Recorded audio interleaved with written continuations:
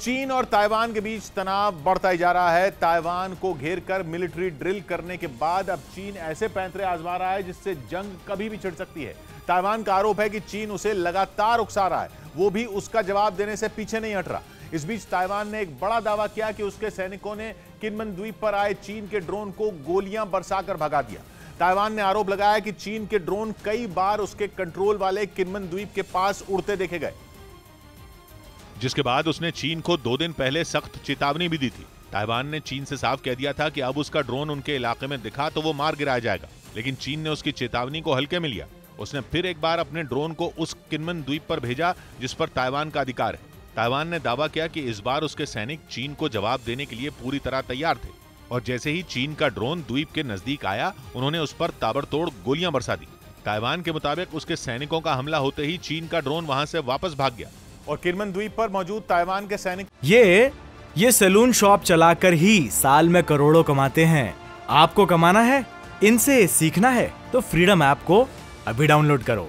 ने जश्न मनाना शुरू कर दिया। नैन्सी पेलोसी के दौरे से दोनों देशों के बीच तनाव बढ़ने के बाद ऐसा पहली बार हुआ जब ताइवान ने चीन के ड्रोन पर गोलियां चलाई, और माना जा रहा है कि इस घटना के बाद दोनों के बीच टकराव चरम पर जा सकता है, क्योंकि जैसा कदम ताइवान ने उठाया है उसकी उम्मीद तो चीन को भी नहीं रही होगी।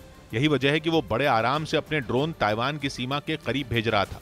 असल में चीन सिर्फ ड्रोन के जरिए ही नहीं, बल्कि पिछले 1 महीने से खतरनाक हथियारों से भी ताइवान को धमकाने की कोशिश में जुटा है।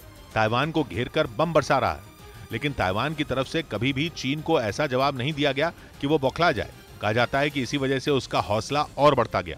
ताइवान की मदद के लिए दक्षिण चीन सागर में अमेरिकी नौसेना की मौजूदगी का भी उस पर कोई असर नहीं हुआ। और चीन ने ताइवान को डराने के लिए घातक हथियारों के साथ अपने ड्रोन का भी इस्तेमाल शुरू कर दिया।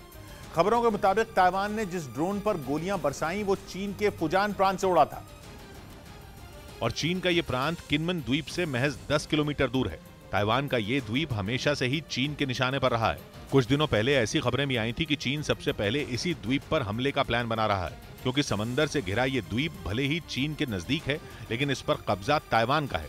वहां ताइवान की सेना भी तैनात है, और माना जाता है कि किनमन द्वीप से दूर होने के बाद भी ताइवान वहां मौजूद अपनी सेना के जरिए चीन पर नजर रखता है।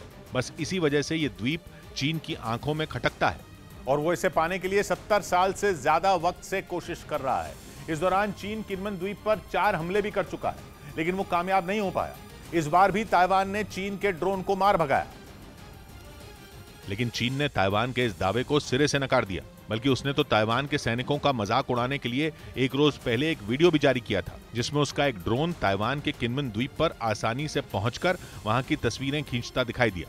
इस दौरान वहां मौजूद एक सैनिक ने ड्रोन को देखते ही पास में पड़ा डंडा उठा लिया, जबकि 2 और सैनिक तो चीन के ड्रोन पर पत्थर बरसाते नजर आए। चीन ने ताइवान का मजाक बनाते हुए दावा किया कि जब ताइवान उसके मामूली ड्रोन को नहीं रोक सका, तो वो हथियारों से लैस उसकी सेना के खतरनाक ड्रोन का सामना कैसे कर पाएगा।